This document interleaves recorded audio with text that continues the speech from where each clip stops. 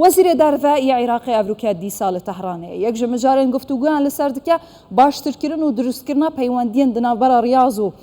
تەهرانەیە بناوبەینکاریە بەغدایە بزانم دێ دەرئەنجام چ بن ژێ میێڤانێ خۆ علاوی عقابی ئەندامی مەکتەبە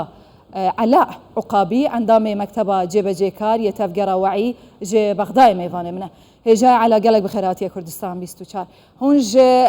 سەردانا وەزیرێ دارڤای عێراقی ji بۆ تەهرانê yek ji mijaran hûn dizanin baştirkirin yan jî encamdana gera şeşem ya danûstandinên di navbera Tehran û Riyazê ye çi çaverê dikin mumkin e di şert û mercên Iraq tê de derbas dibîtin ev gera henê bihête encamdan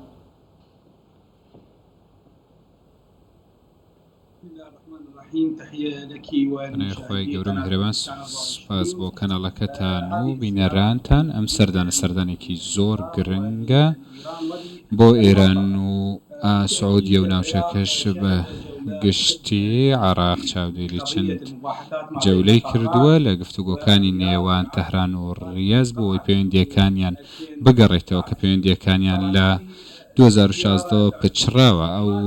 سەردانە تەواوکاریە بۆ گفتوگۆیانەی کە لە نێوان عێراق و ئێراندا هەبوو پەیوەندی بە زرگانی و سیاسی و ئابووری ئیران جیرانەوە سنوورێکی درێژمان هەیە و هەروەها سعودیش وڵاتێکی بەهێزە لە ناوچەکەدا و کاریگەریەکی زۆری هەیە پارسەنگێکی بەهێزی سیاسی و ئابووری هەیە ئەمڕۆ عێراق دەورێکی گرنگ دەگێڕێ دەوێ کە ڕۆڵی لە ناوچەکە لە ناوچەی عەرەبی و هەرێمەکە بەگشتی هەبێت کە بڕیار دراوە لە مانگی داهاتوویە خود کاتێکی دیکە دانوستانەکان بکرێ و هەروەها دانیشتن بکرێ ئەمەوا دەکا کە ململانەکانی نێوان چوارچێوەی هەماهەنگی و تەواوی سەدری و ئەمانش بە ئاقارێکیدا دیکەدا بڕوە ئەمە ئێستا ڕاستە بۆ جاپەسەند نەکراوە کێشەی سیاسی لە ناوخۆی عێراقدا هەیە کێشەی کۆمەڵایەتی هەیە هەلی کارکەمەوە هەروەها بابەتی ئابووری خراپە ئەمە کاریگەری نەکردووە کە داهاتێکی باش بۆ عێراق دێتە پێشەوە عێراق دەورێکی باشی هەیە ئێستا لە بواری نێودەوڵەتی و لە بواری هەرێمی و دەورەکەی کاریگەرە بە تایبەتی لە نێوان ئێران و سعودیە ئەگەر هات و پەیوەندیەکان نێوان سعودیە و ئێران باش بوونەوە بەهۆی ئەو پەیوەندیانە و کاریگەری لەسەر عێراق دەبێ بە شێوازێکی زۆر باش بەرژەوەندی هاو بەش چونکە بە چاوی بەرژەوەندی تەماشای سعودیە و ئیران دەکات و ئەمانە وڵاتی جیرانن و هەروەها هاوڕێن پەیوەندی هۆزایەتیش هەیە لە نێوان هەردوو وڵاتەکان لەگەڵ بەتایبەتی لەگەڵ سعودیە وڵاتانی عەرەبی بەتایبەت لەلایەنی شارستانی دینی و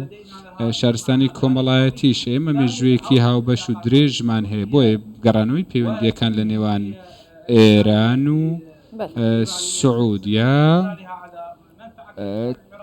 بەرژەوەندی و سوودێکی باشی دەبێ بۆ عێراقیش ئەمبێ لەسەر واسووندا سوودا باغڤن ئەڤێن و باسایکردنا پەیوەندیان ڕیاض و تەهرانێژی بۆ عێراقێ ڤەدگەڕن لێگاڤ ئەمبەرێ خوددەینێ بدرێژە یا دیروکێ لەسەر ئاستێن سیاسی دیبلوماسی مەذهبی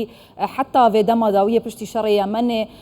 alozî li ser astê serbazî kûrtir bûne di navbera her du welatan bi re'ya hewa Iraq jî ew welatê ku ev nakûkiya dîsan lê hebûne ku Siûdiyê di şera Iraq û Îranê piştgiriya Iraqê dikir li ser heman axê mumkin e peywendiyên wan asayî bibin yan jî bi navbeynkariya heman kesên ku ji vê axê ne لە دەستپێکی دانوستانەکان و گفتوگۆکان ئەو پەیوەندیانێکە بوون لە نێوان ئێران و سعودیە بۆ ئەوەی پەیوەندیەکان ئاسای ببنەوە بۆ چوونێکە بوو لەلایەن سعودیە کە دەکرێ دانوستانەکان لە پاکستان بن و ئێران ئەمەشیان ڕەفت کردەوە بەڵام کە ئێران گوتی با گفتوگۆکان لە باغدا بن ئەمەیان پێ باش بوو سعودیە دەزانێت کە کاریگەری عێراق لە سەر تەهران زۆرەوە هەروەها پەیوەندیەکی یەکسان هەیە لە مابەینی ئەوان و سعودیە و دەکرێت نەتوجەی زۆر باش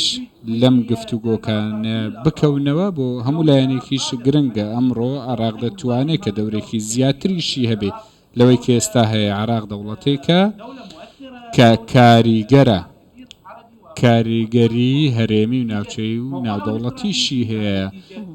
شوێنەکەی ستراتیژیە، شارستانیەتێکی مێژووی باشی هەیە. دەکرێت عێراق سەید بێ لە ناوچەکە، بەڵام ئەو ململانە سیاسیانەی کە لە ناوخۆ هەن وای کردو دەورەکەی کەم ببێتەوە. باشە بە ئاساییبوونا پەیوەندیە ڕیاض و تەهرانێ ئەمن و ئارامی ji بۆ ڕۆژهەڵاتە ناوین بەدگەڕیتن؟